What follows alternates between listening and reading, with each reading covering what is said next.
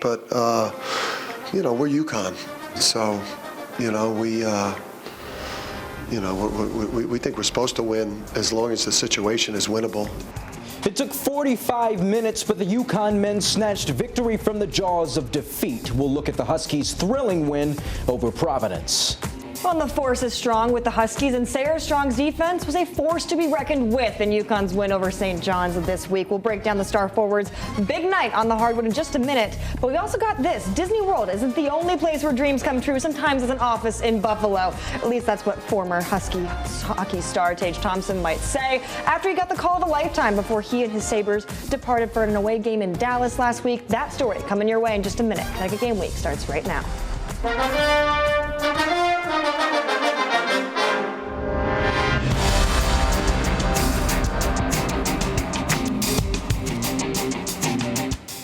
Well, the home crowd in Providence got 5 minutes of free basketball, everybody's favorite, in a midweek matchup against UConn. But some of them, they still hit those exits pretty early. Welcome into Connecticut Game Week. I'm Alexa Harley.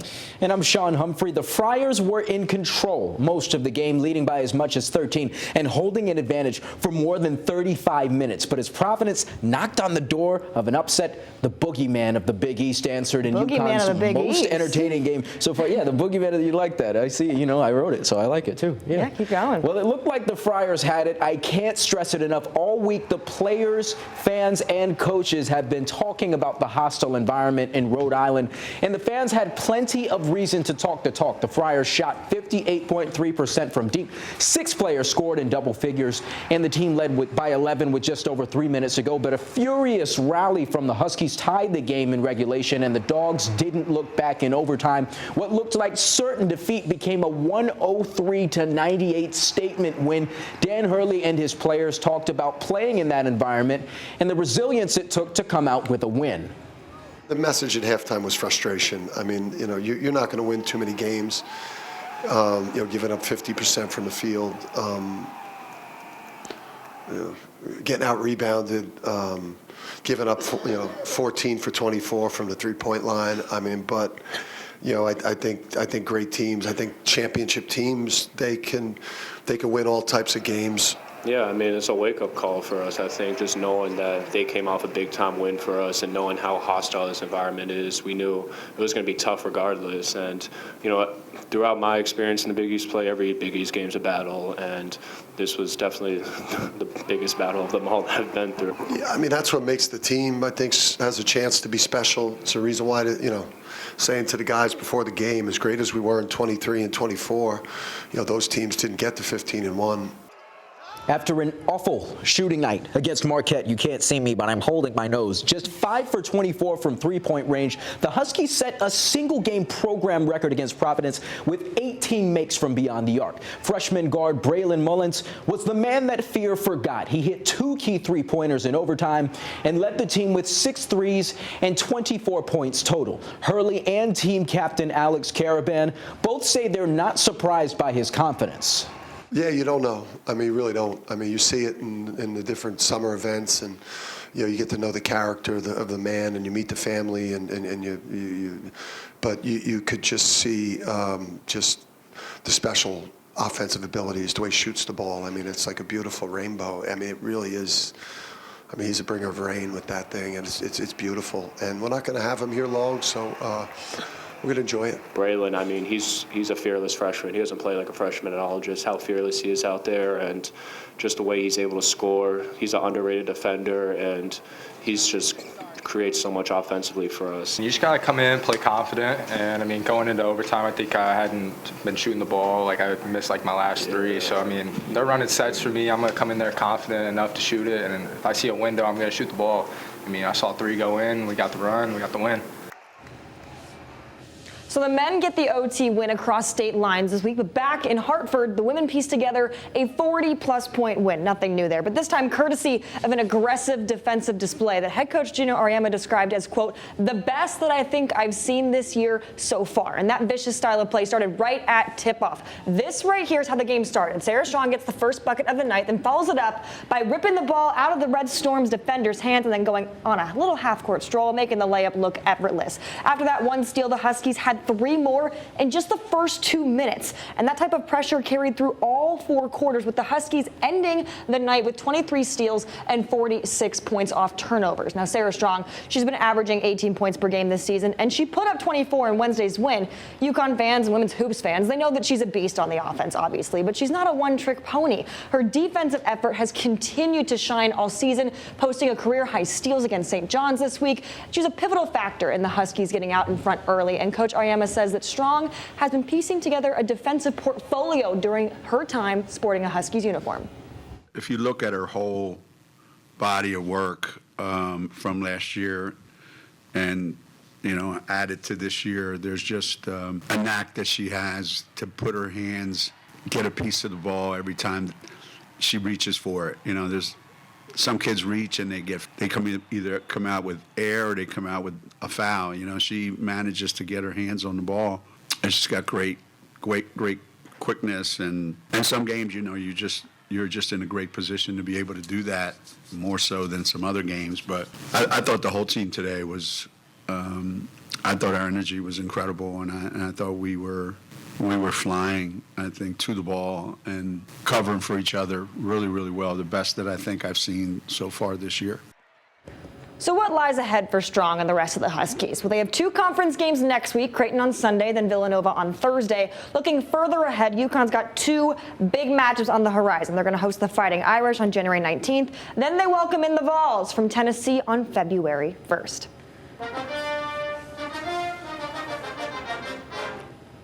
Last week, one former Husky got the call of a lifetime. Buffalo Sabres star Tage Thompson was handed a phone with a message that would change his life. You're going to be an Olympian. That's what Team USA GM Bill Guerin spoke to Thompson over about a week ago, fulfilling a dream that so many hockey players have from the second they lace up their first pair of skates. Now, Thompson has been one of the NHL's premier goal scorers since his breakout season back in 2021-2022. Since then, he's hit 178 goals plus, putting him at 10th most amongst active NHL players.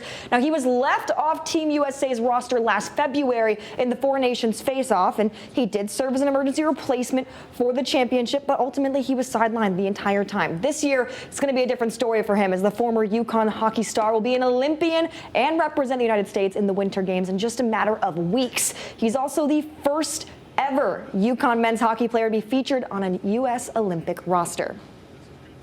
Well, still to come, from a top dog to top plays, featuring stellar performances and some Huskies making history. We're going to show you who is best in show in just a moment.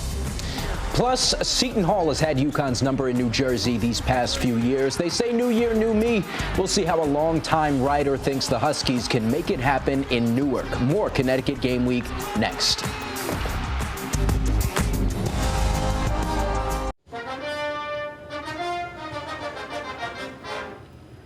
All right, check this out. Starting off our best in show with Kaylee Heckel on a fast break with the Storm's defenders closing in. Does the handoff from left to right, lobs it up, underhand toss, makes the basket. And that was really fast. So we're going to play it again for you just so you can get the full picture of a little 1-2-3 from Kaylee. UConn got the 88-43 win over St. John's Wednesday. Wow, nice. You like it. December was a holly and jolly month for Tyler Musick. The UConn goalie had a near picture-perfect holiday season, ending the month leading the NCAA in save percentage, .965 there. He leads in that stat for December, but overall this season, he's sitting 4th across all of men's hockey in Division I. As a team, the Huskies went undefeated 4-0 in December, outscoring their opponents 12-3.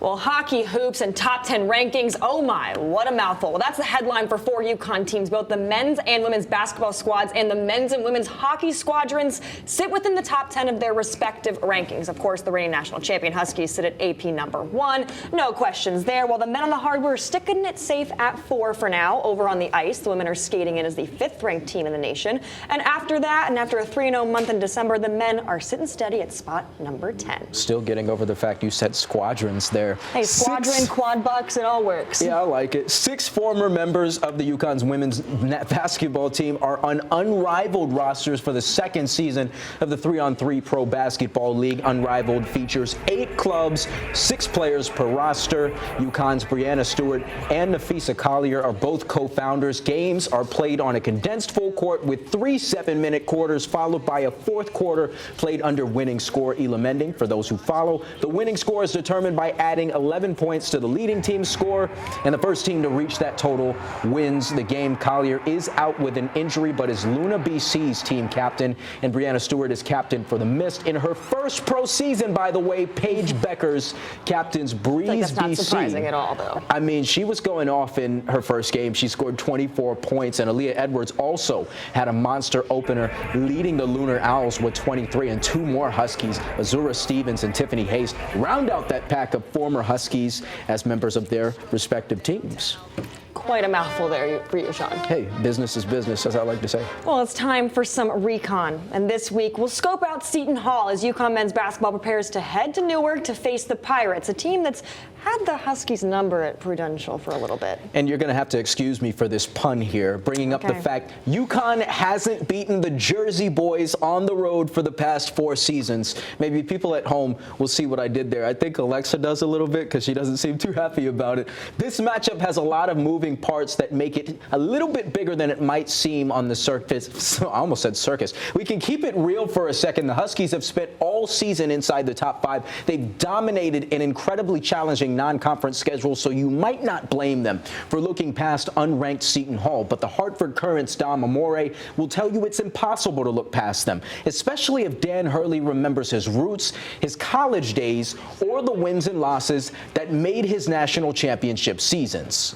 You know, it's a very emotional game for Dan Hurley when he goes back there. He obviously played at Seton Hall. He coached nearby down the street at St. Benedict's. He's from there. So I'm sure there's a lot of emotion that goes into it with him.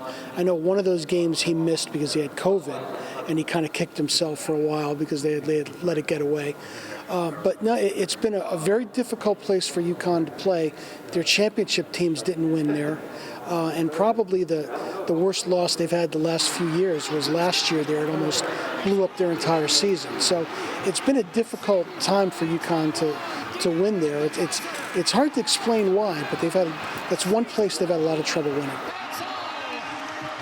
Head coach Shaheen Holloway, he played at Seton Hall right after Dan Hurley graduated and led the team in scoring as a freshman in recent years. He's known for leading the St. Peter's Cinderella team that knocked off Kentucky as a 15th seed. Amore says the team-building philosophy that worked there is something he's taken back to his alma mater.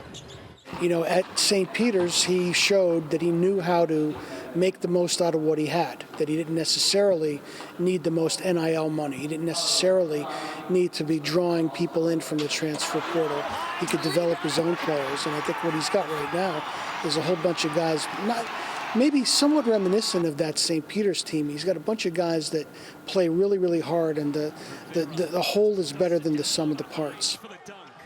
Well, we also mentioned that UConn has spent all season in the top 5. The expectations, they're obviously high in the basketball capital of the world. Amore says that means the Huskies have to know they'll get their opponent's best every game. And it's something the team has to be prepared for as it tries to break its losing skid in the Garden State.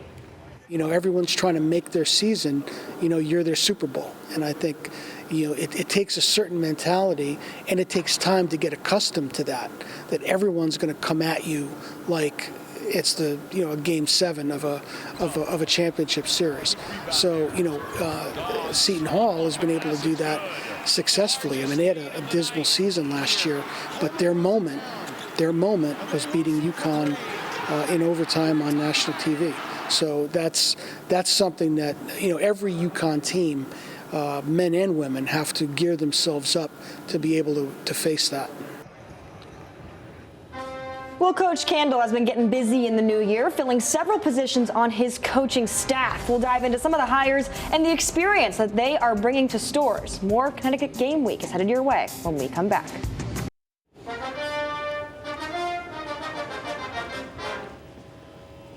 Well, 2026 is the first year of the Candle era of Huskies football. And yes, we have a ways to go before we see what Candle and his UConn team are capable of on the gridiron. But we now have our first look at Candle's coaching staff. Obviously, a handful of these guys followed Coach Candle from Toledo to Stores, while others have experience that traces all across the scope of college football and even the NFL. Now, you're probably looking at all these faces and saying, Alexa, who are these guys? Now, these faces you see may not be UConn icons today, but they very well could be in the future. And I'm not going to go through every single one of those new coaching additions. It would take us way too long. But let's talk about some of the big positions and who will be sporting those headsets at the Rent in just a few months. We're going to start with Nunzio Campanile. He is coming and will be the OC on Candle's staff. Now, Campanile comes to UConn from Syracuse, where he spent the last 3 seasons, 2 of those as an offensive assistant head coach and quarterbacks head coach. Prior to that stint, he spent 5 seasons holding several positions at Rutgers. Over to the other side of the ball, it's Ryan Manilak, who's going to serve as the defensive coordinator in 2026. Now, he spent 5 seasons at Pitt, where he coached the linebackers and served as DC at Bucknell. Another addition to the staff is Kerry Dixon, who will hold the role of wide receivers coach this season. Now, Dixon, formerly the wide receiver coach at Kent State, spent 2 seasons with the Baltimore Ravens developing quarterbacks. Prior to his NFL stint, Dixon spent 15 years coaching all across the scope of college football, with stops at Georgia Tech, Florida, Toledo, FIU, and more. And he will be assisted by Junior Collins, the former offensive coordinator at D3 powerhouse Mount Union, Candle's alma mater. Well, the superstars of stores are back, and it'll be a good week to pick up a few wins for some UConn teams. When we come back, we'll take a look at what's in stores. I'm just glad to be able to be a part of it, and I'm glad that UConn Nation is making it bigger. And although it's for me growing up, but it's for a good cause. Well, pickle juice and electrolytes, that's a combo that's taken UConn Nation by storm. So, of course, we have to try it. More Connecticut Game Week when we return. Well, Gamble Pavilion can feel a little bit like a living museum, and part of the charm of the Huskies' home facility goes beyond the banners. It's the names on the wall. And ahead of the 2015 and 16 championship teams being added to the wall of Huskies of Honor, let's take a look at what legacy means. The heroes of the hardwood. The ones who climbed ladders and cut nets. Historic halves of all-time great player-coach combos. There was UCLA's Kareem Abdul-Jabbar and John Wooden, a dynamic duo that won the first 3 of what became 7 consecutive national championships for one of the greatest dynasties in sports history. Fan bases across the country still hate Christian Laettner, who led Coach K's Duke Blue Devils to their first 2 national championships. I loved coaching him, and his fire was the best. The story of the women's game wouldn't be complete without Pat Summitt and Candace Parker, who finished the year 2008 as a national champion, Olympic gold medalist, and both the Rookie of the Year and MVP in the WNBA. And as UConn fans look to the rafters and see championship banner number 12, they're sure to remember Gino Auriemma and Brianna Stewart, who hung 8 through 11 from 2013 to 2016. Stewart's teams never failed to win a national title.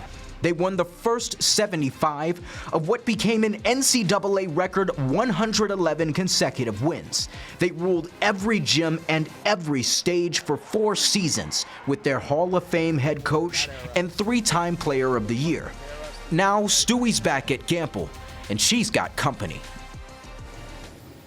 That company includes the other 2 members of UConn's Big 3 from that era, Mariah Jefferson and Morgan Tuck. The trio famously went 1st, 2nd, and 3rd in the 2016 WNBA draft, and there's plenty more to like about what will be a Husky homecoming. Fans will see Nafisa Collier and Katie Lou Samuelson both return to stores as the 2015 and 16 championship teams are inducted as Huskies of Honor. As for the game itself, tip-off against Villanova is at 7.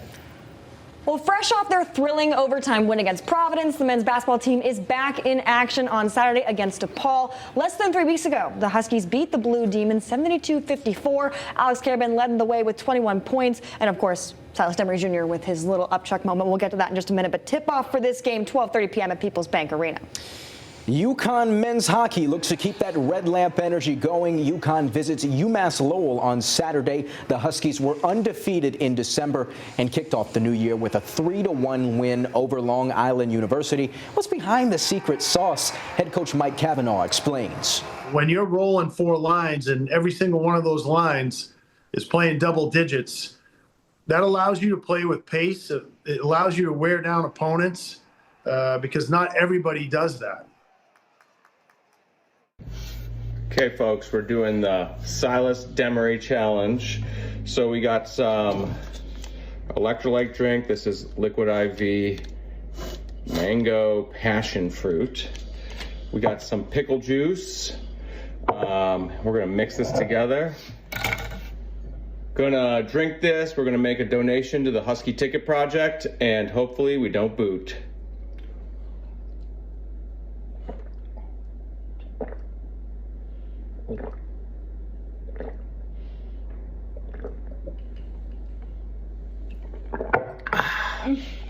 Tasty. Go Huskies. All right, yes, you saw that folks, right. we're Pickle doing juice the and electrolytes, Silas the perfect Demery refreshing Challenge. drink, and it's the same concoction that sent Silas Demery Jr. off the court, puking a few weeks ago in a game against DePaul. And that upchuck has caused a little bit of an uproar on the internet, with UConn fans taken to X to do the hashtag Silas Demery Jr. Challenge, drinking a glass of the concoction, and then donating to the Husky Ticket Project, which is a nonprofit organization that partners with local youth organizations in Connecticut to create experiences for young Husky fans. Now, you saw him mix the whole drink, chug it. We're not going to do that. At least I'm not going to do that. Sean is a man of his word. He can do whatever he wants. I'm pretty brave, but you know, it kind of reminds me of that scene in Rocky where he drank the eggs, and there's the question of why the heck would you do this? Oh, you know what? So all in the name of TV and good fun, right? So I did mix electrolytes. They're pink lemonade flavor, so I have a feeling it's going to be very tangy pink lemonade flavored, yeah, right? I like the color change. I'm not going to chug it because I can't do that. But you give us your full flavor profile breakdown, Sean. Honestly, that's not bad. You know, you got the little bit of the sweet and sour going. If it were a sauce and I put it on like chicken or something like that, I think, you know, maybe I'd be interested in it. That this isn't bad. You know, I wouldn't play 40 minutes of basketball after this, but I don't mind it. I'm surprised by how, I guess, decent it is. Okay, I think the best part about this entire thing is no one would have known that this is what caused Silas Demery Jr. to have his little health moment on the court if Coach Hurley hadn't tweeted it out after the post game and thus spawning the Silas Demery Jr. Challenge. It's even funnier that Coach Hurley rarely tweets in general. So one of the first tweets he's tweeted, and don't fact check me on it, I don't want to make a fact error on the air, but it might have been one of his first tweets in months, and it's about this. Probably one of the best tweets that we've seen from him in a while. What would you rate this, 1 to 10, real quick? Honestly, give it a 7, mainly for the surprise of how good it was, but, you know, I got to give it a 7. I think I'm going to go with you on 7, and we'll see you next week. Maybe more future foods for us to try in the future. No more of this.